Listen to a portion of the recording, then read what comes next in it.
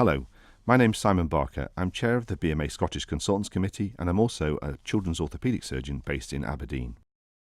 As an employee, you should receive a monthly payslip from your NHS board which shows how your pay has been calculated. In this short guide, my goal is to demystify some of the entries on the consultant payslip and also flag up the areas that you may need to look at more carefully. For example, have you been paid for the number of hours you're contracted to work? Have you been paid at the correct rate? Have you been paid correctly for all the things like your out-of-hours work, your availability supplement, waiting list initiative work, and so on? Are the deductions for tax, national insurance and pension contributions correct? Has your employer deducted any money that you weren't expecting?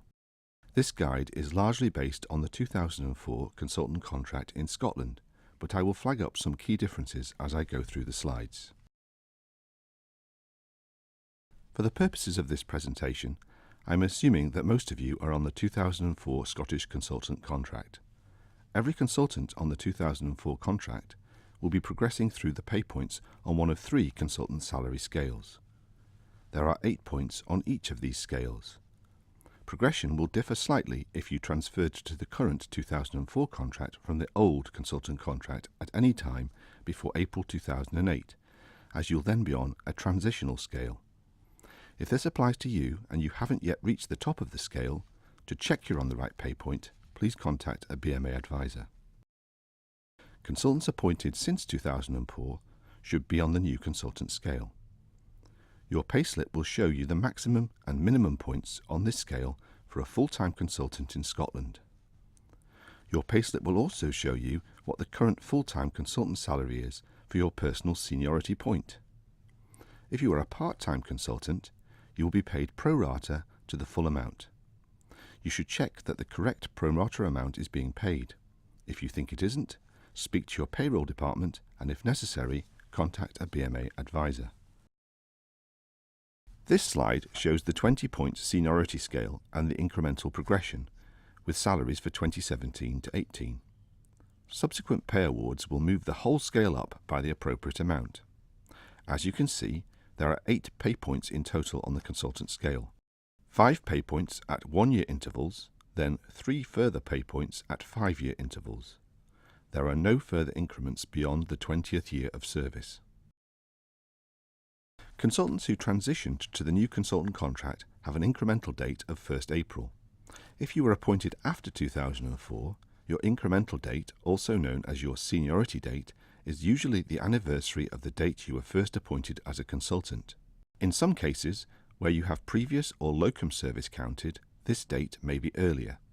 Generally, most consultants will progress through seniority points each year. Your annual progression is through a 20-point scale of seniority points, but not every seniority point will result in a salary increase.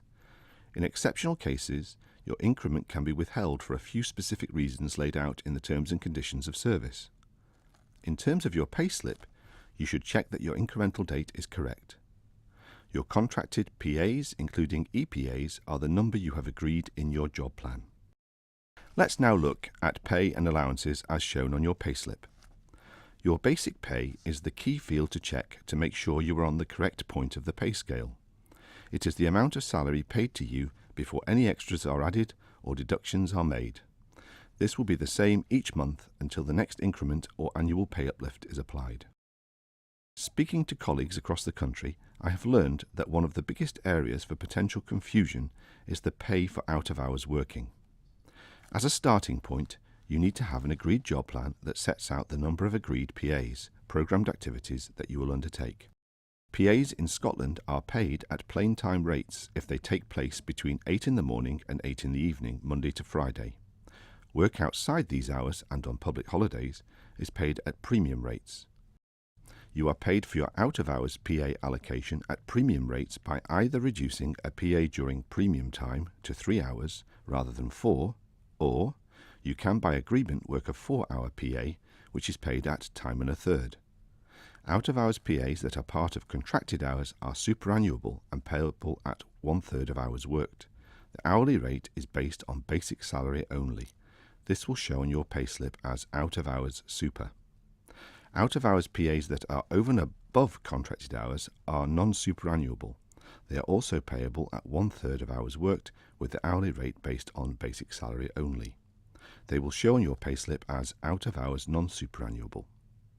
Many of these out-of-hours PAs are calculated in advance, for example, undertaking ward rounds during weekends when on call, or providing planned emergency operating capacity over weekends and public holidays. Additionally, some emergency work will be unpredictable. An on-call availability supplement is paid in addition to basic salary if you are on an on-call consultant rota. The level of your supplement depends on two things: the rota frequency and the level of intensity.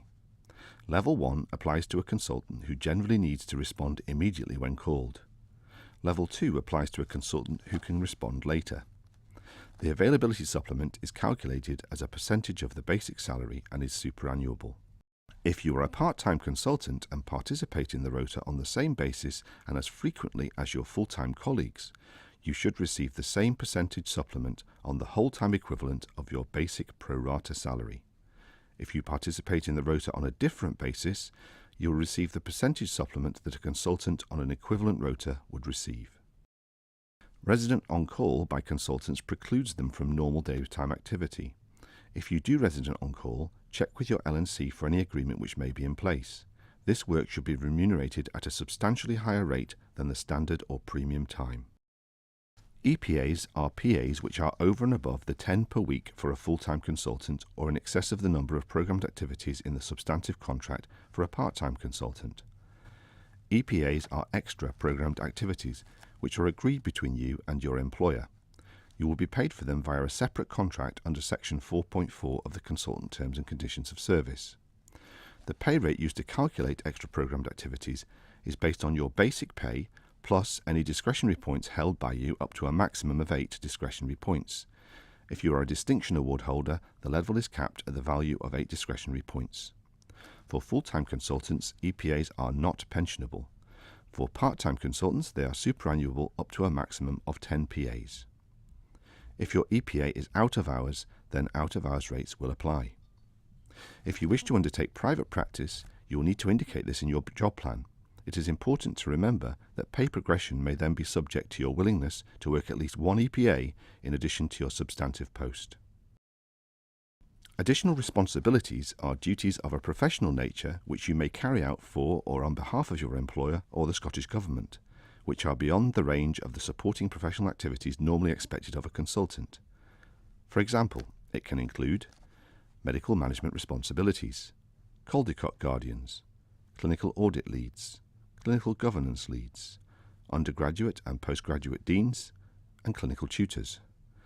Additional responsibilities may be included as one of your PAs in the standard contract, in which case it will not appear separately on your payslip.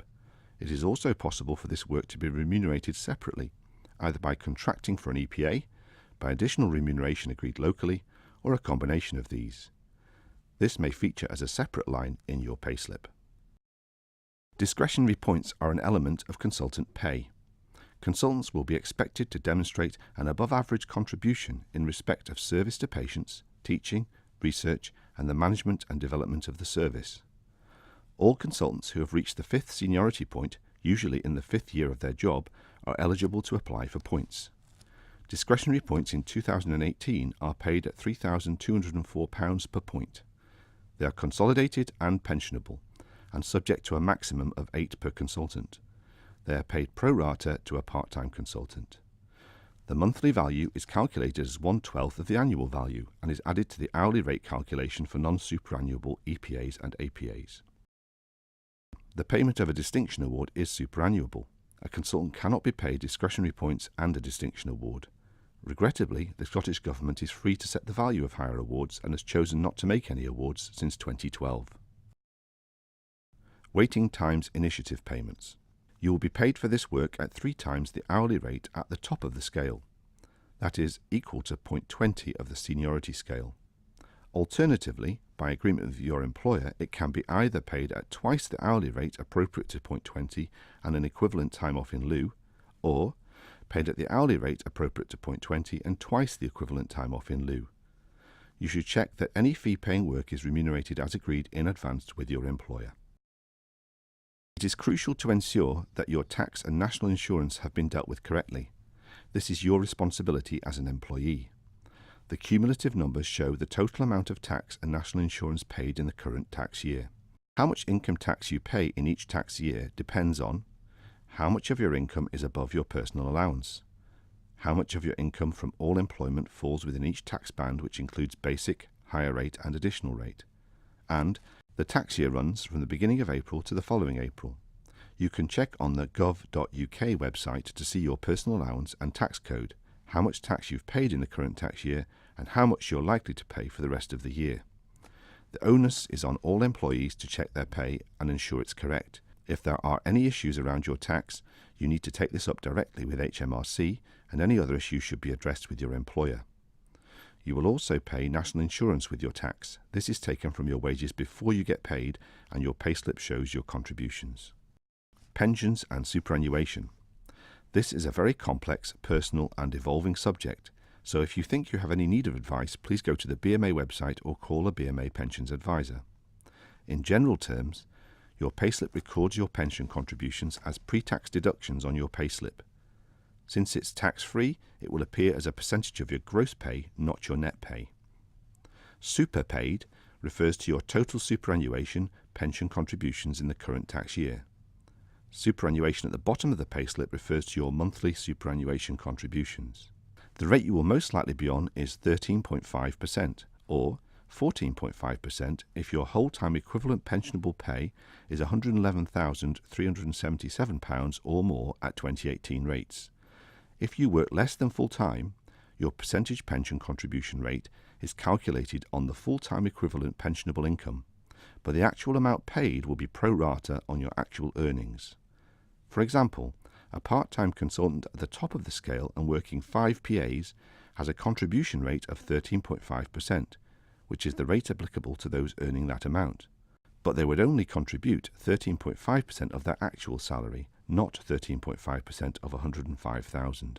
Remuneration for some additional work is pensionable, including on-call availability supplement, DPs and DAs.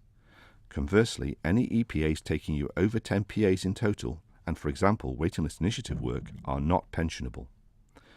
If you have purchased additional years, this will also appear on your payslip. If you have any questions on this matter, please contact the BMA or the SPPA. It is important to remember that pension and tax arrangements are very complex, and if you have any questions at all, you should seek expert advice. The idea behind salary sacrifice is straightforward. You give up part of your salary and in return your employer gives you a non-cash benefit. This is tax efficient because once you have a salary sacrifice in place, your overall pay will be lower, so you pay less tax and national insurance. Since 2017, however, this can only apply for the following: pension contributions, cycle to work schemes, and ultra-low emission cars. You must make sure that you have agreed your salary sacrifice deductions and also that they remain valid and up to date with your circumstances. Any deductions must be required or authorised by legislation, for example income tax or national insurance, or consented to in writing before they are made. If you think your pay is wrong, the best thing you can do in the first instance is talk to your employer to find out why. If you and your management or payroll department can't agree on how much you should have been paid, you should seek further advice from the BMA. Net pay. This is the all-important amount that will actually appear in your bank account that month. Total pay and allowances minus deductions is your net pay. As well as an increment that may be due to your salary, there is usually also an annual pay award from the Doctors and Dentists Review Body. It will increase if and when uplifts are agreed by Scottish Government in response to the DDRB's recommendations, and with increments as indicated in the previous slide. The DDRB produces its recommendations annually following a period of evidence gathering in which the BMA is a key contributor. This normally reports in April each year, but it can be later, and often takes time for any pay award to work its way through into payslips. You will normally find your basic pay increases in May or June, and in the following month there will be an entry for arrears of pay, making up the amount you've been underpaid since the April award. If you see something wrong on your payslip, for example with incremental points or your tax code, which are the most common problems, then follow our guidance on the BMA website and contact your local payroll department to query it. Often they are acting on information from HR or medical staffing, so it can be worth contacting them. Ask them to explain anything you don't understand on your payslip or why you haven't been paid correctly.